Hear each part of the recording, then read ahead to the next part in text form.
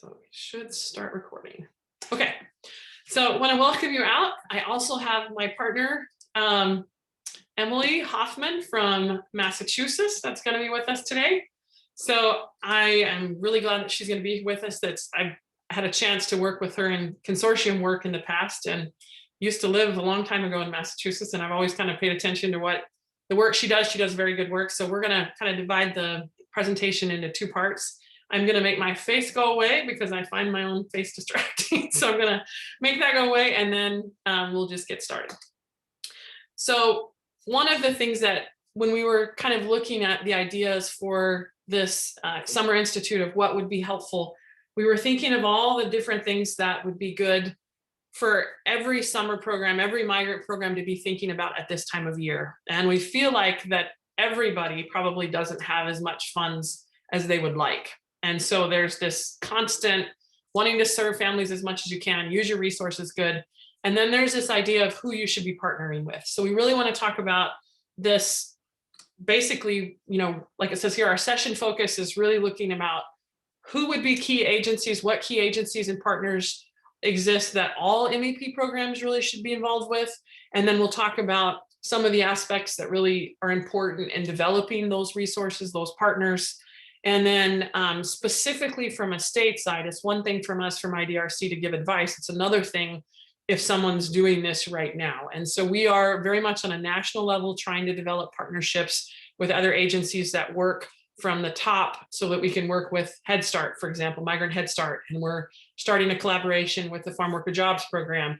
But we understand how important it is to have someone that is on the state level. And so Emily will be able to share her focus of exactly what they're doing in real time rather than just me providing suggestions. So we hope that it's a good mix for everybody. And at the same time, we want to hear from you guys. So as you have comments, we will be paying attention to the chat box. And if you have questions, we'll try to answer those in real time as they come in. So feel free to add those in.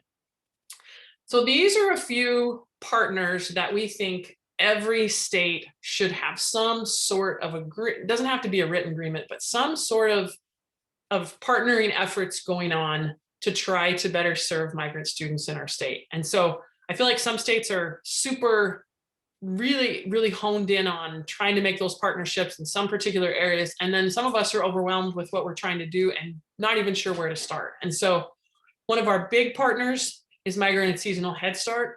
On the national level, their director has been very good with starting some collaborations, specifically with several of the IDRC states. And they now have pretty much said they are open to collaborating from the top down to pretty much any state that wants to do that. So if you are saying, hey, that's probably my state, you'd like to do that, reach out. Guadalupe Cuestas is the director of that. She is very easy to work with and is very good about getting her people on board to set up a collaboration type meeting to get started.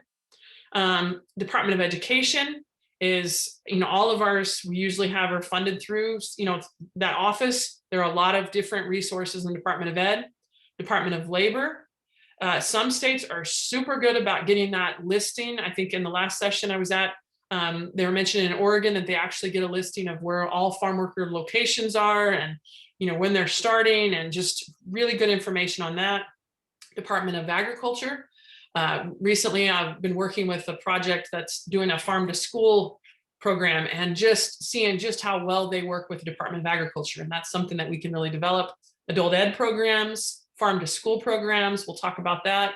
21st century after school and summer program grants. Sometimes you don't have enough funding, the idea of creating collaborative grants so that you can serve migrant kids through some of these other things. Department of Health, Department of Human Services, Rural Health, and the National Farm Worker Jobs. These exist in every single one of our states. So maybe you're saying, hey, nobody on my state level is reaching out to them, or the opposite, that they're really working and you've got really good partnerships with some of these people. So then you have your local community partners. So you've got these these agencies that exist statewide, but then there's this idea of who is in your community. So do you partner with churches? Do you work with boys and girls clubs? Do you have contacts at food banks? Do you have anyone that you're working with, like temporary hiring agencies that can give you heads up or give you referrals? Do you have farm service related agencies? Do you work with schools, especially like the homeless program through McKinney-Vento? Are you tied into that? Do you have specific community service organizations that you work with? And then even to like grocery stores and restaurants that you might be able to post things and get information from, and then your community health center. So these are things that you talk about, this idea of building your network with recruiters. These are things that we're all, trying to reach in. If you'll use the chat box right now and tell us your favorite partner that you have, if you're a recruiter, you're a state person, just one partner that you really think that every migrant program should have, what would it be? And just put it in the chat box. So what would be your suggestion for the one thing that everybody should be partnering with if you only had one partner? We've got home-based food, Head Start, Department of Labor, Food Bank Schools, Department of Labor, the Mexican Consulate, Title I programs, Food Bank, Proteus, so that's a farm worker jobs program. They do all sorts of good work out. Community health centers, coordinators, schools, food banks, kind of seeing a theme here on lots of food banks. So those are some things that community agencies, WorkSource, Department of Labor, Migrant Seasonal Head Start, a local port, that's true. Camp programs and universities, State Department of Education. So some of you work for an agency that partners with the Department of Ed. You can just see a lot of things going on that you've got with this. So I'm going to talk about some of the key aspects of partnerships, and I'm going to talk about kind of an experience that I had that kind of highlighted to me the need of having partners and what it kind of became of that. And so when I started in Migrant Ed probably about 20 years ago, my background, I went to school to be a chef. So I work with people that went to, people that work with food, but I wound up getting the job with Migrant Ed and didn't really know exactly what I was doing. And basically they said, hey, you're the recruiter, you're the IDNR coordinator, go find people that need help. This is what they do. And I felt like a lot of time just trying to figure out what on earth I was supposed to do. And so in the context of this, one of the things that I started to do, we had no services and hardly any money. I started to teach an English class. And I taught it for OSY, taught it for parents because we had no services and I was tired of showing up and just, trying to explain, trying to get them to sign up. And when I started this English class, we wound up doing it with partnership with the school, and they gave us a place that was also tied in with the adult ed. And so I thought that adult ed would train me on how to do it. And literally the other teacher said, well, you speak Spanish, you can go in and go ahead and train them. Just go ahead and teach, go in the other room and teach. There's some guys that were there. So we wound up inviting a lot of OSY. I wound up learning a lot through the process, wound up teaching English for years and years, but I made a contact from the ELL department at the school where I live at the district office. And she was interested in, she was also our migrant liaison that we had kind of assigned. And so she started saying, well, do you know about this? And do you know about this? And so I started to really learn a lot better what kids needed and what programs they were doing. And so she started, I was super interested in being her partner, but I also didn't know really what I brought to the table. She was very interested in these classes that we were doing and the fact that we could get parents there because the school had been having a hard time getting parents to participate.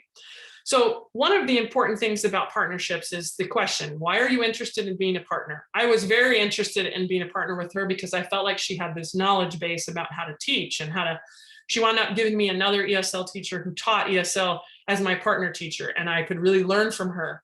And what does this partnership let you do that you can't do on your own? I wasn't sure how to teach English. I had learned how to speak Spanish, but it's very different from teaching English. So through time, we built this relationship deeper and deeper, but this idea of these questions, these partners, who do we need to have on board? What do we need to have happen?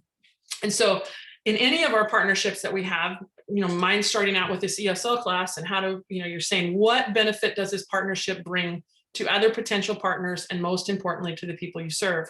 So for me, this partnership was learning from her, trying to figure out how we could possibly work together. She wound up giving me teachers. We wound up then finding enough migrant kids in the area to start a summer program.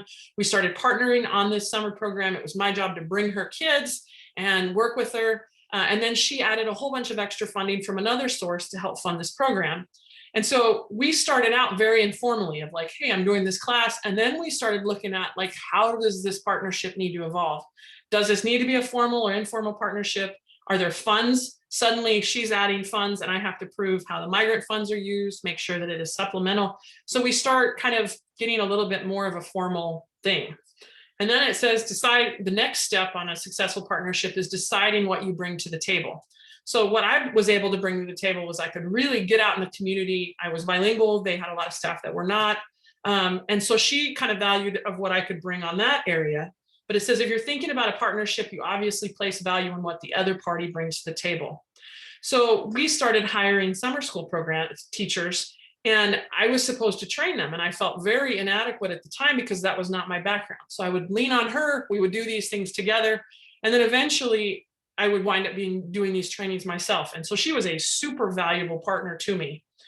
Another key thing, it says, each of us, each organization has something to offer. Relationships are just as important as the financial contributions.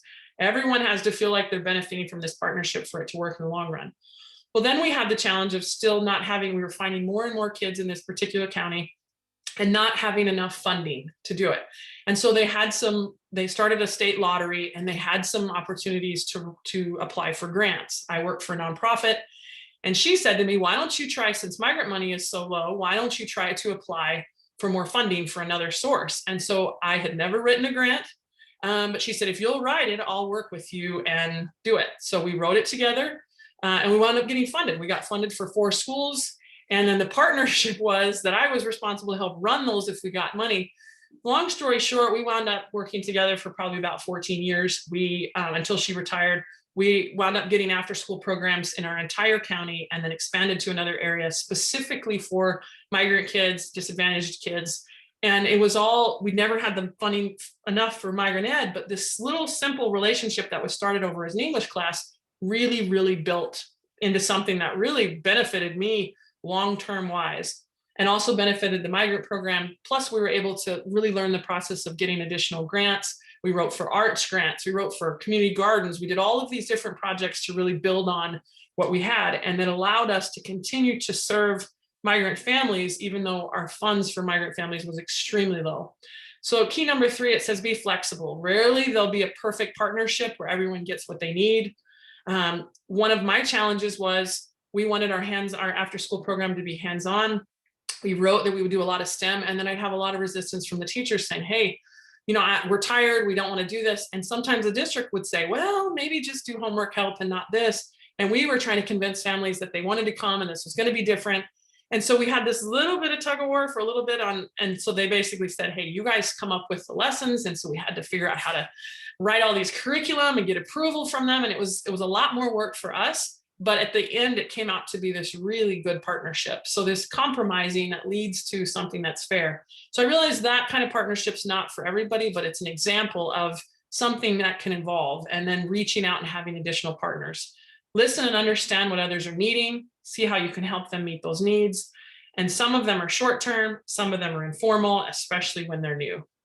So this is one of those things that, in fact, Emily and I were talking before we got started of, you could be on different sides of the fence on how you want to do this. Sometimes people believe that there needs to be something written down specifically, that you have that MOU. Some relationships, partnerships have to have the MOU. Some start out very informal. So it says, even for small projects, determining who is responsible for what, important deadlines and other key things should be written down so there isn't confusion later. That was something that I learned with my partnership with this local school district. Is we would meet, we would take notes, we would then say, okay, I'm going to do this, you're going to do this, and then we'd follow up and make sure that we're really straightforward for that. And so all of these, really organization, and it does take time to create this agreement and take time that you really know your expectations. And so on IDRC side, we're looking at some national partnerships, Migrant Head Start, the Farm Worker Jobs Program, and we're in the beginning steps of like, okay, how do we, we're not anywhere where we can say, hey, we completely are able to share this or this or this. We're very much in that beginning stages of trying to get that going. The last thing here that it says is really talk regularly. Make sure communication is clear. Everyone keeps an open mind. You're willing to listen to each other. You really revisit those relationships and see if you're still receiving what you need. So the great thing about now is we can make these connections without ever really meeting the people. And so, and going back to that original list of what we have in the beginning, can take a look and say, hey, do we have any sort of plan? Of course, you can't partner with everybody right immediately, but do you have priorities of which ones would be better partners to start, and then any way that you can build upon that for later? So one of the things that when Emily and I were talking about this presentation in the beginning, her comment was that migrant ed programs have become a lot more valuable to community partners, because we still have people reaching out to families. We still have people that are in some places are going out and seeing families, and then other organizations are saying, we can't go, we're not having this communication that we have. So sometimes you can really leverage changes and, you know, what's happening out on the outside can really benefit ways that you can reach out and try to develop those partnerships deeper. So value of partnering really is finding more people that could possibly be eligible for your program, be able to find them faster, creating ways to expand those services or cover more territory without increasing your budget. And then, you know, this being able to provide, not repeat what's already existing. Someone already provides an after-school program that's helpful for your kids. We want to be supplemental. Let's get them in that, and then let's see what else we can do. So I want you to think about a partner that you have that is something that you've developed that you really could say, hey, we're able to, you know, use our money in a different way because this partner takes over this part of services or this part. Can anyone think of a specific partner that they have that really helps them use their other funds in a different way because this partner is able to take part of the responsibility of services that you might provide if they didn't exist? Anybody have that kind of partnership? If you want to put it in the chat box. After school programs. So like family resource centers, very good point. A lot of us have family community action program and community colleges, so specific programs that are, you know, already existing that you can check in. What other ones? Anybody else have any things that they've seen? 21st century, I'm a huge fan of 21st century. 21st century tries to work with disadvantaged kids across the country. It's in reading and math and trying to improve. And you can write for grants. They usually last 3 to 5 years. It's usually way more funding than you get from migrant ed programs. Head Start programs, exactly. Those are, you know, they definitely can focus on our little guys that allow us to focus on something else that. So moving on, it says partnerships can lead to understanding the need to leverage multiple resources and the idea that it really takes a village, and increase access to resources for migratory students and their families. So many more things. So we wanted to highlight some things that we felt like maybe are underused. There is a national farm to school network. And so this particular program exists to try to get healthy food into, and from local sources into our schools, into preschools, and in some places into senior centers. So this, I recently had a chance to work with New Mexico's farm to school program, and I'm super impressed with how tight they are with their farmers marketing associations. Like they have the program through the Department of Ed. They provide funding for school districts to buy food from local farmers. They reach out to local farmers to help make these contracts with the schools. They reach out to the marketing associations so that the marketing, like New Mexico's farmers markets are aware, and they can kind of put those partnerships together. Here we are, maybe in the same office, maybe down the hall from them, trying to find ways to serve farm workers. And at the same time, these guys are working with schools and they're working with farms. And it seems like a natural partnership to be able to say, hey, who is the farm to school person in my state? Do they have partnerships with coalitions of farmers or growers in the state? Like, for example, in New Mexico, they have a whole bunch of small growers that then sell their stuff to a food hub. And the food hub then goes and sells this to the distributor. And so those food hubs know all of these farmers. Now, they may be small farms, they may have a small number of workers, it may not be huge places, but they know the farmers in the area. And then you have the Department of Agriculture that's partnering, and all of these different agencies that you may never see if you didn't partner. So this is an example of a really good way to reach out. And then in some cases, you can actually write a grant. One of the ones we wrote was specifically for community gardens that the migrant families could work if they wanted to produce food. We did it with a local senior center. They gave us a whole field. We could produce anything we wanted in there. And we did it with our after school. The kids, we did a culinary camp and a whole bunch of things, but we also had our families be able to, if they wanted to participate in that, they could. And so it was just a natural kind of, but it's on the outskirts. It's not something that you and I might normally come across. National Farm Worker Jobs Program. These guys provide job training to farm workers. They provide on-safe. So if you have a 19-year-old kid they do have to be born in the US, they're born in the US, and they are interested in, they've worked in farm work, they just worked all summer, and they're interested in some different types of training. Sometimes they'll train them to be a lineman, sometimes they train people how to be nurses, but they'll pay for their entire training. And they also go onto farms and provide on-site safety things such as, I think it was Ethan that from Nebraska mentioned that they work with Proteus. Proteus has these programs that they're already going out to farms and providing training. And so when they partner together, they can work together and really develop that partnership. And so Nebraska seems to have one of the strongest ones that I've come across so far of just, having years of working back and forth. And so they also will provide housing assistance. And I just spoke with the national director of AFOP, which is the Association of Farm Worker Jobs Program.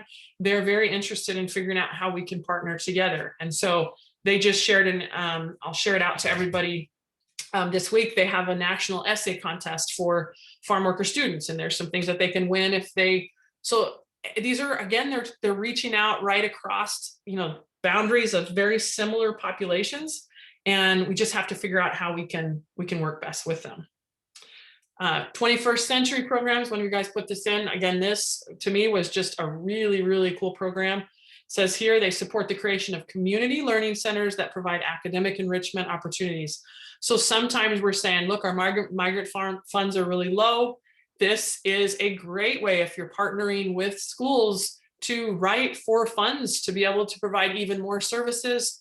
Now I know a lot of funding, a lot of areas have gotten a lot of extra funding recently, and it's specifically to kind of make up gaps. And so you can also reach out and see if any of that funding can be channeled directly towards your migrant kids. And so this is something like, we actually started a training program for the nonprofit that I work for to train after school teachers across the state of Tennessee on how to do hands-on instruction to kids. And so all the money that we raised from the trainings that we provided went to a scholarship program that we had for all of our graduating kids in Tennessee. And so we actually could give them scholarships based on, so we did this training on the side so that we could get funds in so that we could actually help. The website, you're just gonna have to Google, it's just literally just, let me just open that up. Let's see. So you can look up 21st century. Give me a state. Give me a state for federal. So it's part of federal programs. So we have a direct contact. Let's look at Idaho. 21st century Idaho. I can't type. So 21st century learning centers. So you'll come here. It'll be your state department. So each state's a little bit different. You're just literally going to Google Kansas 21st century, and then it'll give you who your subgrants are. And then a lot of times the documents, and then if they have a grant application program or process, if they're going to apply, usually it's in the early, like February through March kind of time, you can go on. But these contacts, like somebody put, it's in the federal projects, usually it's in federal projects. And so you can reach out, and here's your contact for Idaho right there. You can figure out who has those programs and what exists with that. This exists. Colorado, same thing. You could just do Colorado 20, I can't type again. 21st century, and you're just going to have to, just look around and see, and then you can see right here. Here's Colorado. It's just right there. There may be an after-school alliance. This is just kind of a document they have of what's happening, and so you just go out and figure out what's available. The after-school program a lot of times is really keyed into this, so that's the best way probably to handle that. So really, really good. I know from personal experience, we actually created our lesson plans, and so we still have those available. They're completely free, really in-depth, targeted specifically to grade levels, and developed this whole program based off some funding that we were received from 21st century to serve a lot of kids that then directly benefit our migrant program. Rural health programs. Migrant Head Start has a way advantage on this as far as their work with this. They've really done a lot of really good work with rural health programs. And so you can just Google again, rural health, rural farm worker health, and see what specific programs are available for you in your area. I'll put this in the chat box also. These are things that that exist out there that, again, we may not come across, we may not even know to reach out to them.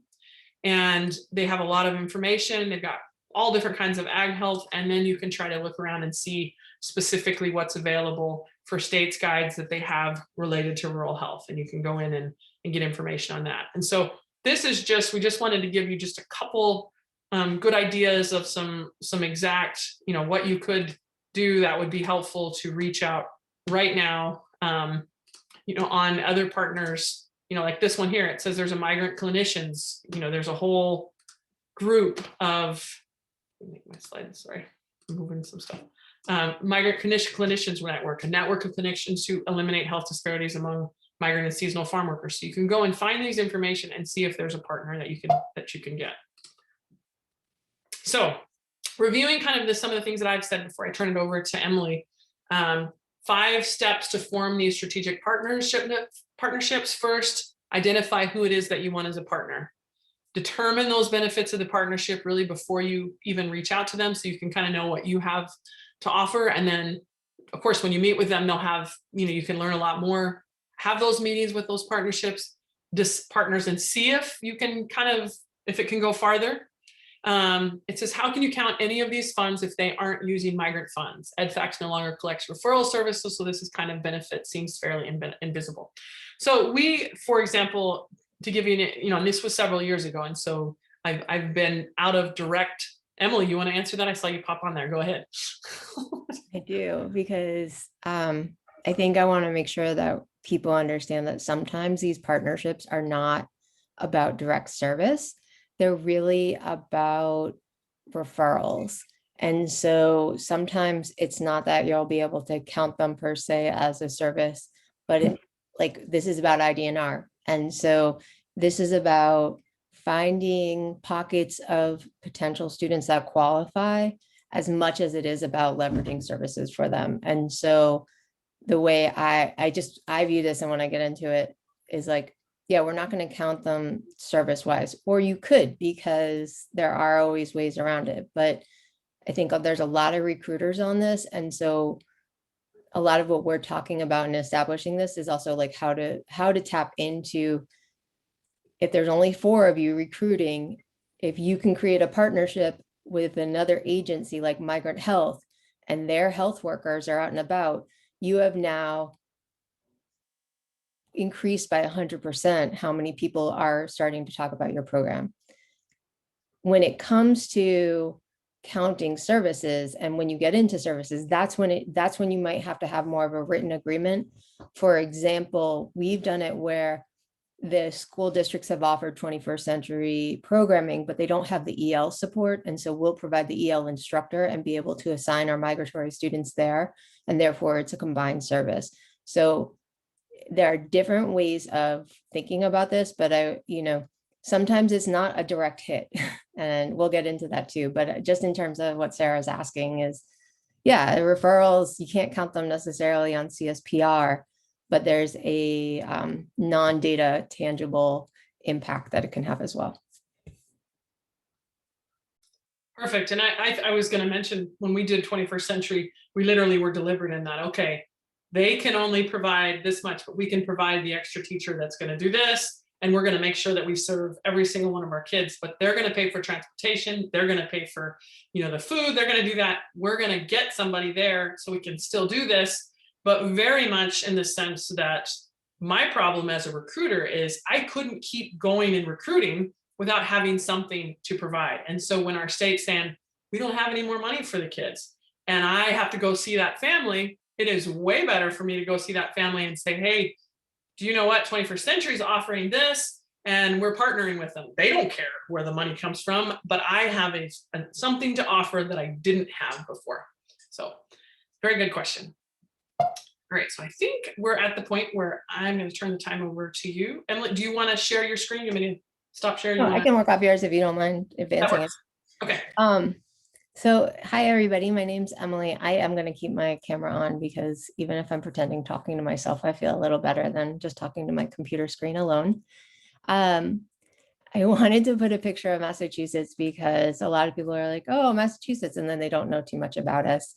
I say that we're sort of a microcosm of migrant ed because one, we're small. It literally can take 3 hours to drive from Boston out towards the border of New York. So we're not a very large state, but we're sort of a microcosm of almost every single kind of qualifying work, from farm work with tobacco and crops. We have a little dairy, we have fishing, we have processing, we have nurseries, we have cranberries. I mean, we have so many little pockets of things that we do. And we are, as you can see, we're not a huge state. There are about a little, actually, it's probably like closer to about 8,000 farm operations throughout the state. That doesn't count all the processing. And we're a huge fishing, but there are only 2 recruiters. There are only actually 9 of us that are in the migrant ed program. So we are able to serve about 600 students a year. We're constantly recruiting. Our numbers have actually been pretty steady. And a lot of that comes down to the fact that we have very strong networks and partnerships. And without those, we wouldn't really be able to function. So you can go to the next slide, please. So I wanted to put together sort of how we recruit, because we try to think about this as, we used to think of it as 4-prong, and now we think of it as 5. So we do have sort of the traditional way we recruit through employers. We visit all of the farms. We establish the relationship with the growers and managers. We are right now, especially since we can't visit farms under COVID, we're asking qualifying workers like parents and OSY who are in our program or who have been in our program and are no longer to take our information in. And a lot of them will do that very willingly. And I think that speaks to the fact of like the services we provide, that they see this as a value add and they want to share. And we're always exploring any and all opportunity to be in the same place or the same network or be able to meet up with growers and managers. So through our migrant health program, Department of Labor is there and they have growers meetings, and we will go and actually be at the growers meetings. I've presented now for the past 2 years at the Connecticut growers meeting, because we have a large group of workers that go and work in Connecticut but live in Massachusetts. We look at a partnership with there's a small agency. It's just a small nonprofit, but they have a very big impact on that idea of farm to school and bringing food into the community. And so they actually approached us because they realized that they work with all the farmers, but they don't really think about the farm workers, and they wanted to do a better job working with the farm workers. And in my mind, I'm like, ooh, well, that gives me access to the farmers. So sure, what can we do? And we were able to develop a partnership where they secured funding to provide flexible English classes for migrant and seasonal farm workers, which happen to be our parents. And so we provided some support around that, but then we were able to get the parents in on that. And then we were able to use their relationship building and their sort of, I call it street cred, their relationships with the growers and the farmers to be able to then sort of be able to go in and they know what we're there for and don't feel threatened by us. Another opportunity, I happened to be at a family function, and the wife of one of my dad's cousins is the executive director of the Greater Boston Food Bank. Well, the Greater Boston Food Bank is quite large. They have relationships, guess what, with all those production plants, all the vegetable processing factories and other areas and plants that are around in the Boston area where we recruit. They all sit on their advisory board. And so I was able to leverage that relationship. And it just happened to be that I was at a family barbecue and started talking about what I do for work. And that's how we were able to get in with some of those relationships. So networking and thinking about how to leverage your relationships is key, and always sort of being open and thoughtful about it. Schools is another big area where most of us recruit. So not only are we recruiting through the intake process and when kids come to enroll, But then we've actually managed to start putting ourselves on different committees and initiatives. And so migrant education might sit on a committee about attendance issues or SLIFE conversations, because the more you can build your reputation as a value add to that school, that you're a resource and you have something to help them with, then all of a sudden they're a lot more open and realize what you can do and will help you recruit. They'll also start paying attention to when workshops are and things like that, so you can start getting more and more of your families involved. So we do that. We provide PD and workshops. We participate in those. We'll always bring an ID and our slant to it. We go to different district and school events in the community and really start to think about who those relationships are that can help you. Who are those frontline people? Who are the ones that are going to be talking to the parents? Who can help you send them your way? And then vice versa, then you know who your allies are. Who are the Spanish language speaking or the Portuguese language, whatever language your migrant population speaks, like who are their people that they can reach out to and feel confident in that school to really build that relationship. Jessica, feel free to add in. I just have a random comment about the PD. Yep. That was one thing that was really beneficial for us, is we would do a training on understanding what it is to learn a new language. And we would go in with teachers and we would do it all in Spanish. I'm in Tennessee. It's an English only state. They believe that we should just speak English to you and you will catch it on. And so we would go in and do a training to say, when we have your migrant kids come in, this is what it feels like. And then we would turn a 3-hour training completely into Spanish and have them do all of these things that they would normally ask kids to do without thinking about it. And we had school districts that would reach out and say, hey, we need the migrant ed, training and what it's like to be a kid that comes in our school. And so we could get in. That was our value added, as you just mentioned. And it was a door open, and they saw us as a resource instead of just asking for everything. Exactly. And under ESSA too, that was a big change, right? We used to only sort of think about when they were at the point of enrollment.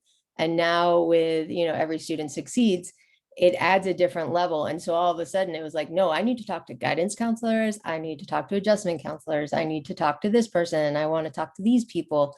And the more and more we build on that, I would say a huge partnership that we have is with the homeless liaisons and through McKinney-Vento. And that's sort of an obvious one because McKinney-Vento has homeless written in right in it. And so depending on how states use that, that could be a very solid piece. I know that right now about probably 30 to 35% of our migratory population qualifies under McKinney-Vento. And so it's become a very solid partnership in terms of recruitment in schools.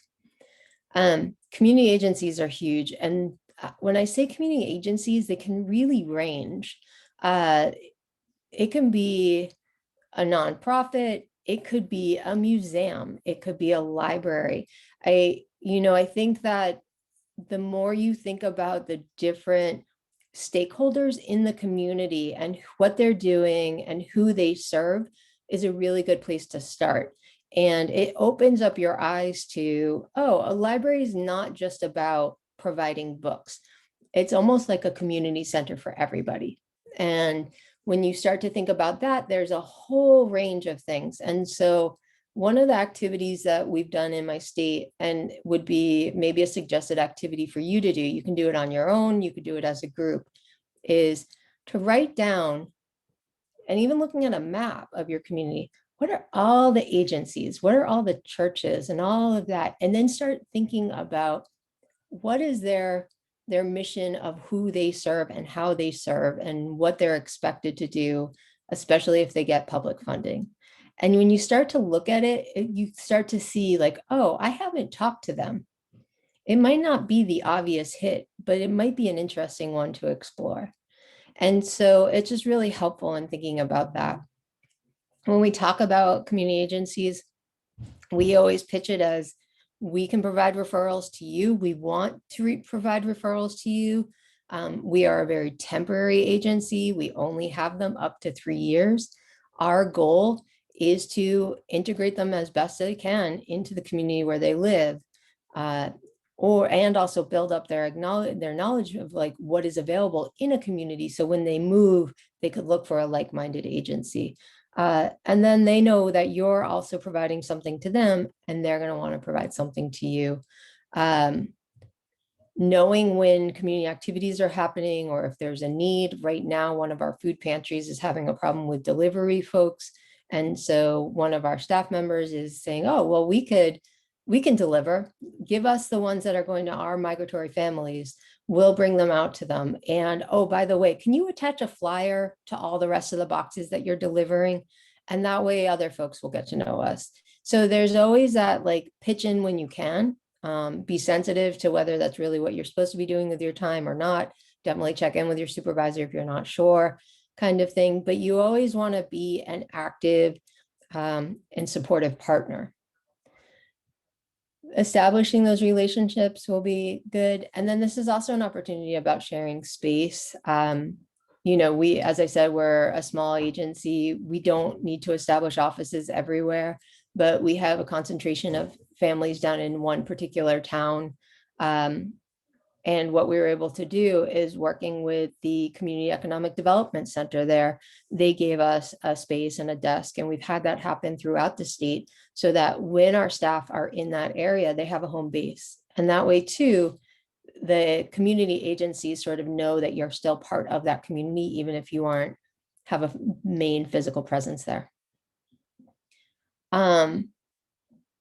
As I said, current and former families and youth are a huge resource for us. A lot of them tell us when somebody is arriving. They're happy to tell us when their neighbors are. They really will be happy to distribute flyers and things when they can. And I think that really speaks to the services we've provided, both the direct academic services as well as the support services. And so for those of you that are just straight up, you know, recruitment folks, you know how important the services are.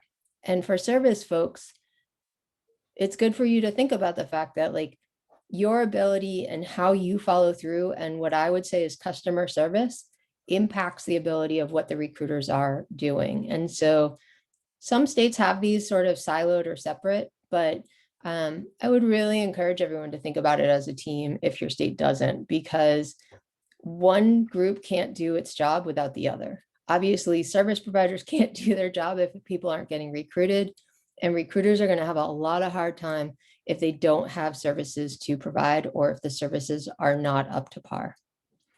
And the other big thing is just to be available, being available to current and former, helping them out, even if it's a quick thing, does net you something in the end, because then your reputation in that area is really built up. The last are sort of, and I think this is really around agency-based initiatives, making sure that you're establishing yourself as a professional so that, and what you speak to and being an advocate for migratory families helps you get invited to the table to be able to advocate and speak for and represent migratory youth and children and their families. Same with supporting other agencies and initiatives. All of it does come back.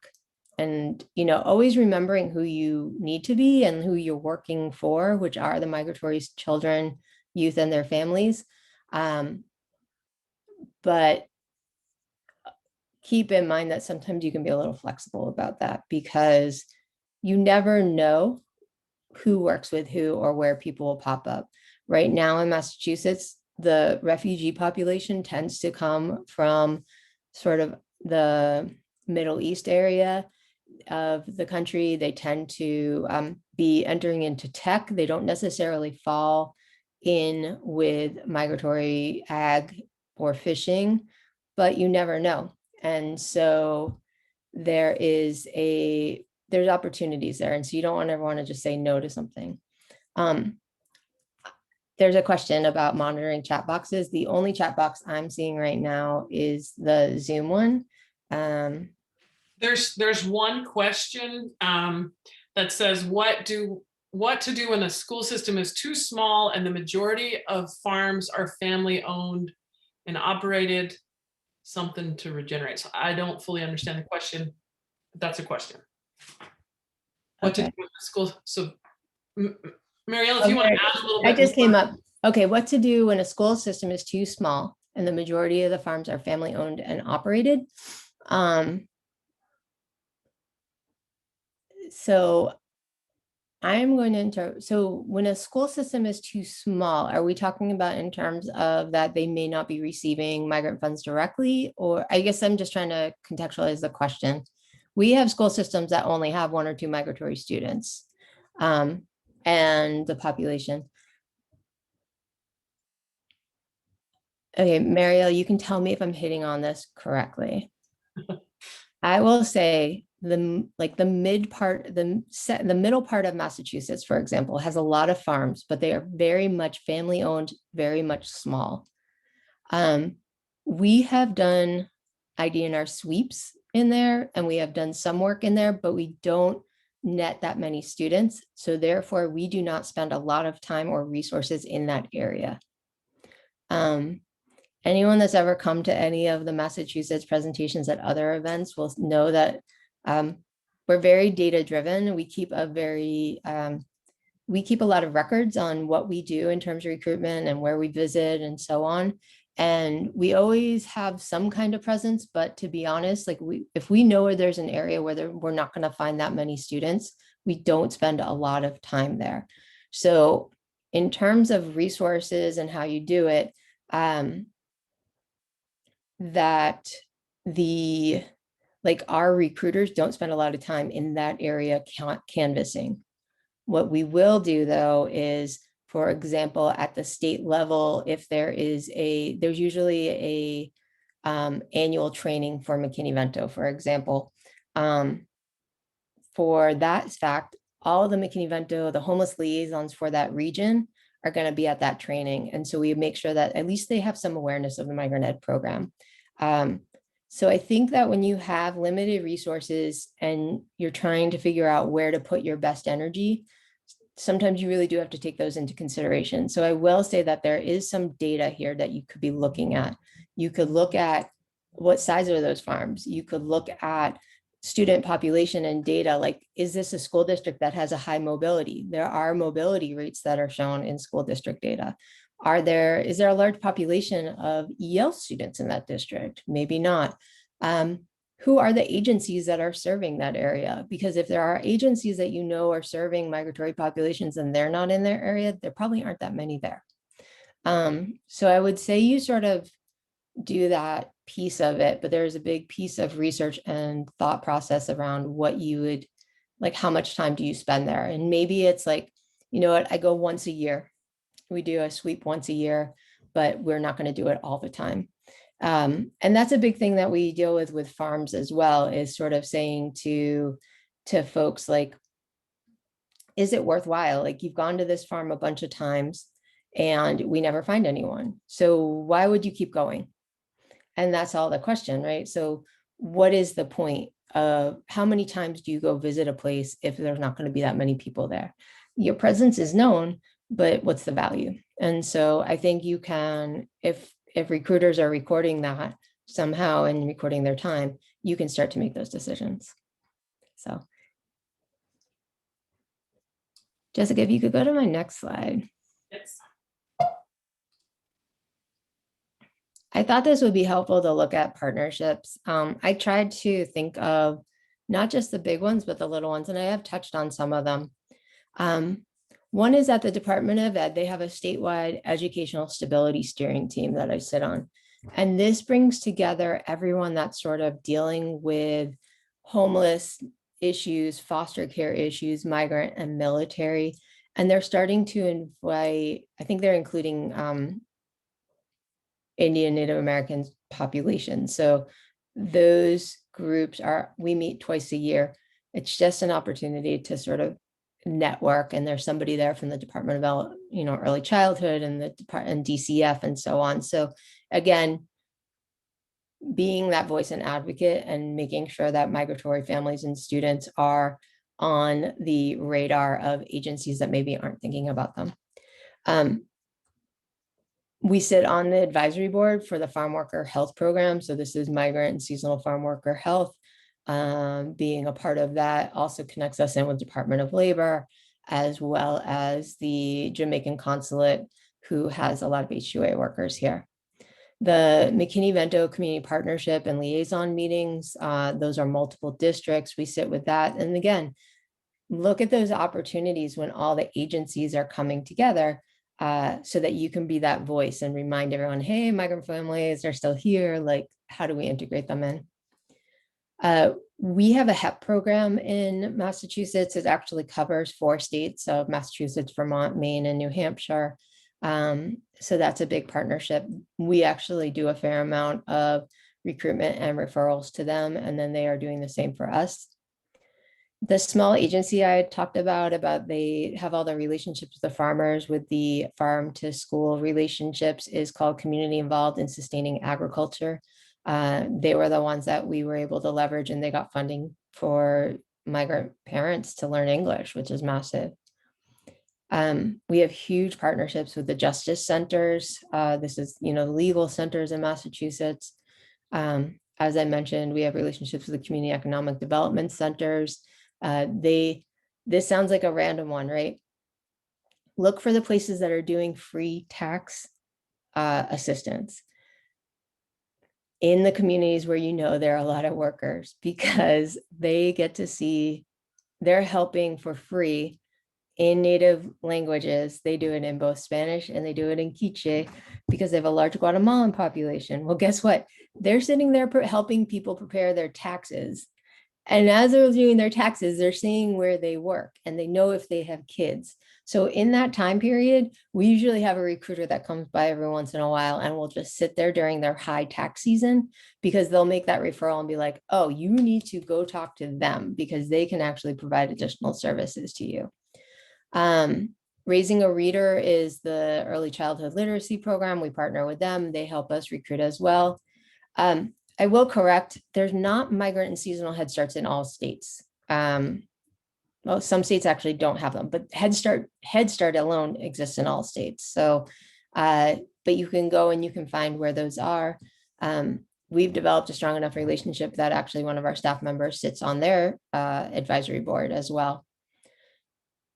Family engagement networks are huge. Public libraries.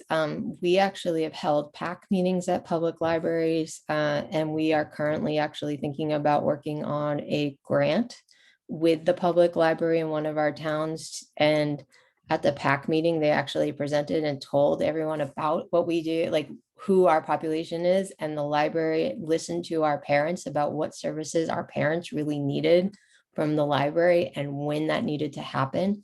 So there's a possibility of starting sort of like services specifically for migratory families on Sundays, on Sunday afternoons and evenings when the families are available. I had mentioned the Greater Boston Food Pantry. There are small food pantries, but then there are also large organizations that are like umbrella organizations. You can always look at that. We have a good partnership with Laundromax. We were dealing with a bed bug situation once, and we were out there doing all the laundry for a couple of our families who had a bed bug infestation. And we were sitting there and we started to realize how many of our families were at that Laundromax. And we started talking to them about like, hey, could we recruit and provide something for the kids to do while we're there? Newcomers academies or SLIFE programs are important. Tap in. We have a good relationship with what's called SABES, which is the Literacy Resource Center, and that's really adult ed, but it's meant for that piece of it. And I would also say intra-agency initiatives, so looking at what your organization or your school is doing and what are some of the partnerships and ways you can leverage that. As I said, we sat on attendance workshops, we've done different things, and so on, and building those relationships. And so you can see the value of what we're doing. We're recruiting at schools. One of those photos I have is actually one of our superintendents presenting to our PAC. And that partnership wouldn't have happened if we hadn't built up these relationships. You can go to the next slide. I just wanted to put some lesson learned. Some of my staff are on this call right now, so they won't be surprised. I'm sort of notorious for saying, let's throw spaghetti and see what on the wall and see what sticks. And I would say this is a good metaphor for partnerships, because sometimes you never know what's going to come out of it. And I said, sometimes you just try something out and maybe it didn't net you what you thought it would net you, or maybe it did, it brought you to a whole new level of something. So the idea or the metaphor behind this is like, try something out. Don't be afraid to try it a little bit, especially if it's not a huge, and maybe just sort of dip your toe in the water. But as you do that, maybe other things will come about and you never know. Think creatively, things that I wouldn't necessarily think would have netted me or had that conversation. Like, it's okay. It's okay to sort of say, hey, I see you're doing this. Could we do it this way? Like, I see you're offering, this food pantry, but you know why our family, or, you're offering this at the school and you really want parents to come, but hey, our families really can't come at that time, but they could come at this time and we could do X, Y, and Z. And so I would just say, don't be afraid to be creative and sort of push back a little bit on what may have already existed and study. Reflective, being like the same way I was talking about data, like being reflective about the process and the partnership. And Jessica and I had sort of an ongoing conversation about what needs to be documented or not. It could be internal, but like, I think you just have to sort of constantly think about it. Like, I'm putting a lot of effort in here. Is it getting me what I thought it would? Or should I pull back my energy? We only have, so much time each day. And when you have a partnership, you want to make sure that it's beneficial for both you and you're getting what you need out of it for your migrant families and students, but also that they're, if you're using their resources, that they're also getting what they need out of it as well. And just leveraging those partnerships. Go that. So we've left time for questions, and we put our contact information up. Yes. We've also thrown a lot of information out at you. So. Well, and we really, I'm going to go ahead and probably, well, we'll keep recording just for a little bit longer. But if you have any comments or anything that you want to share right now, please do. I want to thank Emily. Over the years, I've always kind of admired her ability to just get into, and meetings and the consortium. She would always say, well, we're doing this and we're doing this. And so I think it's really helpful. It shows the value of collaborating with different states so that across, I know like the HEP grant that they're 4 states working with, all of you have, other programs near. I think the beauty of these kind of projects is being able to see that you can reach out to other people in other states. And so Emily, thank you for your words.